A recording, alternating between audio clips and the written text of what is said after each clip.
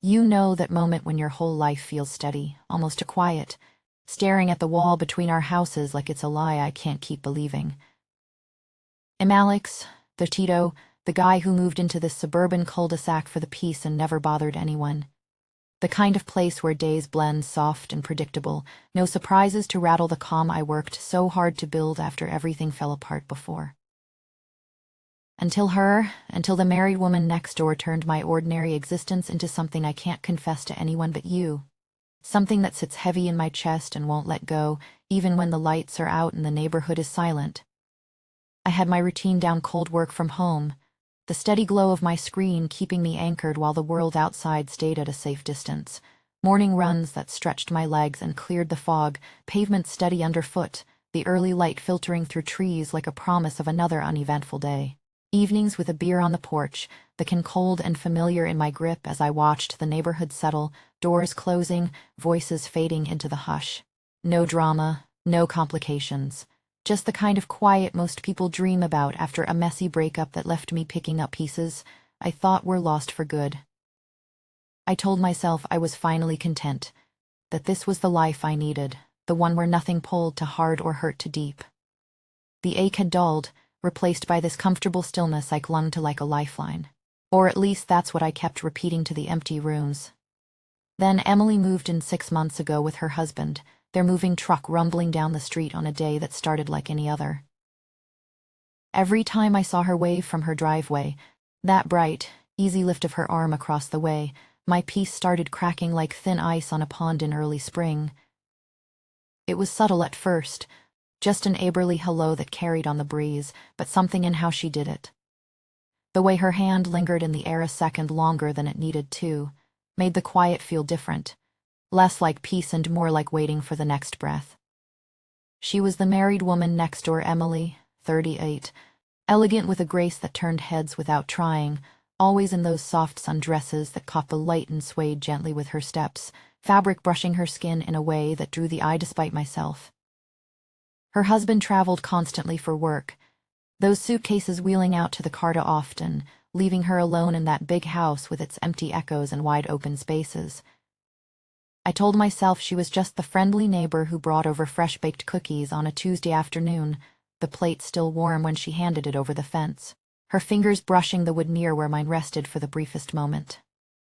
The scent hit me then, vanilla and warm cinnamon drifting close, wrapping around us as we stood there talking about nothing important. The kind of small talk that shouldn't matter, but the way her eyes lingered when we chatted, holding mine across that thin barrier, the way they softened on my name like it tasted different on her tongue. That was the exact relational trap I never saw coming. I remember pulling back after, heart thudding to loud in the sudden space between us, telling myself it was nothing, just cookies and small talk. She's married, Alex. Her husband could pull into the driveway any minute. What are you even doing? Noticing the warmth in her voice, or how the breeze carried her scent straight to me like it belonged there. My mind split right down the middle, one side building walls as fast as it could, the other already feeling the pull, like gravity shifting under my feet without warning. I tried to focus on my routine, the runs, the porch, the quiet that used to fit so perfectly. But her presence next door had already started to change the air, making it thicker, warmer, harder to ignore. The almost moment over the fence that day, when our eyes met and neither looked away fast enough, left me breathless in a way I couldn't explain. The vanilla lingering on my shirt long after she'd gone back inside. And now, sitting here with the memory still burning low in my gut, I know the peace I loved is slipping, and part of me is already leaning into the fall. The fight against it began immediately, fierce and unrelenting. Every single time her laugh drifted over the fence, bright and carefree, I would freeze in place, forcing myself to turn away before the sound could burrow deeper into my chest. The reminder echoed constantly in my head like a warning bell I refused to silence. I had absolutely no right noticing the way her body moved when she watered the garden, that subtle curve of her hip catching the light as she leaned forward, dress fabric brushing against her thighs in the gentle breeze. For a guy like me, who had always played by the rules to keep his life simple and safe, those moral lines felt etched in stone, impossible to ignore or step over. To hold my ground, I shifted my entire schedule around her. Morning runs became evening jogs to dodge the time she'd be outside, and I even sketched out plans for a taller privacy fence in my notebook one restless night, imagining solid wood panels that would shut out the view and the pull altogether. Anything to preserve the steady rhythm I'd built, the one without complications or risks that could tear everything apart. The tension coiled tighter inside me, her presence next door feeling like a constant low hum against my resolve. Nights grew longer as I lay awake, staring at the ceiling, replaying those fence-side glances and questioning why her smile lingered in my memory like a brand. The stable life I had clung to felt increasingly fragile, each attempt at distance only amplifying the awareness of how close she was, just a wall away, living her own isolated existence while I wrestled with urges that threatened to unravel my hard-won peace. Poured from her open kitchen window where she was clearly in the midst of baking, the smell enveloped me so completely that my chest seized up without warning, compelling me to drop onto the nearest porch chair as my breath came short and ragged. "She's someone's wife," I insisted to myself, clenching my fists until the nails dug into my palms, determined to crush the rising heat. Not her, not like this, but the scent persisted on the breeze, clinging to the air like a whispered temptation, a secret shared on the wind, and in that suspended moment, I allowed the thought to bloom fully for the first time. God, I want her anyway. It was the instant the obsession really ignited, sending sparks racing through my blood that I could no longer deny or contain. The actual boundary crossed on a humid Thursday evening, the kind where the air clung to your skin and made every movement feel intimate and slow. Her husband had departed days earlier for another business trip, leaving the house next door bathed in soft lights that beckoned through the gathering dusk. When the knock echoed at my door, gentle yet insistent, I opened it to find her there, clad only in a thin silk robe that draped fluidly over her figure, hair cascading loosely around her shoulders in soft waves. Her eyes held a pleading depth that quickened my pulse instantly. "Alex," her voice came soft, edged with urgency. My oven died right in the middle of dinner prep. "Could you please come over and look at it before I accidentally burn the house down?" I recognized the fabrication immediately as she stood there, the silk material shifting with her breath, revealing the faintest outline of what lay beneath, and from her pocket, the soulful opening bars of Etta James at last played quietly, the melody curling around us like smoke. The song's lyrics hung unspoken in the space between us, heavy with the weight of long-awaited desire. Despite the clear warning bells ringing in my mind, I found myself reaching for a toolbox and stepping out into the thick night air after her, the short walk feeling like crossing into forbidden territory, grass cool and damp beneath my bare feet. As her back door swung open and we stepped inside the warmly lit kitchen, the scent of vanilla and cinnamon still lingering faintly from earlier baking mixed with her own subtle perfume. My heart raced with the realization that this moment marked an irreversible shift, pulling me deeper into the flames I had tried so desperately to escape. Her hands pressed flat against my chest before I could even pretend to reach for the oven, the fabric of my shirt suddenly too thin between her palms and the frantic beat underneath. The kitchen felt smaller, the air heavier with that lingering vanilla cinnamon warmth that had pulled me here in the first place. "I've seen how you watch me from across the fence, Alex," she whispered, her breath warm against my ear, carrying the same sweet spice. "I watch you too. Every morning when you run past, every evening when you sit on your porch alone."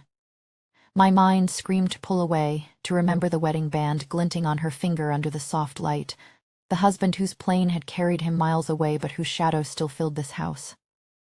"This is wrong," I thought, fists clenching at my sides even as my body leaned in closer. "She's not yours to want," but her eyes held mine, vulnerable and bold all at once, and the pull was too strong, like gravity had shifted just for us. When her lips met mine, it wasn't gentle, it was a quiet storm breaking. The silk robe slid under my fingers like warm water over skin, her closeness flooding every sense until I forgot how to breathe. Cinnamon on her tongue, the soft tremble in her shoulders as she pressed nearer. Every refusal inside me shattered into pieces too small to gather. I crossed that line completely, knowing in my bones there was no stepping back, no erasing the way her heartbeat matched mine in that stolen moment. Dawn was still hours away when we finally drew apart, the song fading into silence. She didn't let me leave right away. Instead, she moved around the kitchen in that robe, brewing coffee like this was the most natural thing in the world, her laugh low and real as she handed me a mug. I sat there feeling the weight of what we'd done. shame twisting in my gut, but also this deep, aching relief like someone had finally seen the emptiness I'd been carrying and filled it without asking. I told myself on the walk home, shoes silent on the dew-wet grass, that it was just once. A mistake born of too many lonely nights and her husband's constant absences. The desire had been raw, shaking me awake in ways my steady routine never had. But there was more the way she'd held me after. Arms wrapped around me like I was the anchor she needed too. It wasn't just the heat, it was the shelter, the secret belonging that wrapped around the craving until I couldn't tell them apart. I needed both, and hating myself for it only made the pull stronger. It became our unspoken rhythm after that. Her husband would text from some distant city about his next flight, and soon my phone would light up with her single word, "Tonight." My thumb hovered every time, guilt rising like bile, but I'd type back yes before I could stop myself. Each visit the tension built differently, not rushed, but deeper, her movements more sure, the way her fingers lingered on my arm a fraction longer as we moved through the house. The vanilla and cinnamon scent seemed to follow me home now, embedding itself in my pillows, my clothes, branding me in ways no one else could notice. I started living for those hours, the low melody of At Last playing softly in the background like our private anthem, every shared glance and mere touch drawing me further into the flame that was slowly reshaping my entire world. The obsession wasn't just physical anymore, it was the way she made the quiet cul-de-sac feel alive, the way her presence chased away the peace I'd once clung to so desperately. One evening, as I slipped out her back door under cover of darkness, her phone buzzed on the counter with his name flashing across the screen. She glanced at it, then at me, and for a split second her expression flickered with something I couldn't name. Longing mixed with fear, and I knew the fire was spreading faster than either of us could control. The encounters kept repeating like a rhythm I couldn't break, each stolen evening layering the pressure until the air between our houses felt charged enough to spark on its own. Her messages would slip in during the quiet hours, that single word glowing on my screen and tugging me across the yard with a pull that made my steps feel borrowed, not chosen. We'd freeze mid-breath at every stray sound from the street, bodies close enough that the warmth from her skin bled through the thin space between us, her phone lighting up with his distant updates while our eyes met in silent apology. I fought it in the daylight, fists tight at my sides as guilt sank its teeth in. "You're tearing apart a life that isn't yours," I'd repeat to the empty walls of my office, watching deadlines pile like accusations, because my mind kept drifting to the way her laugh could quiet the hollow ache I'd carried for years.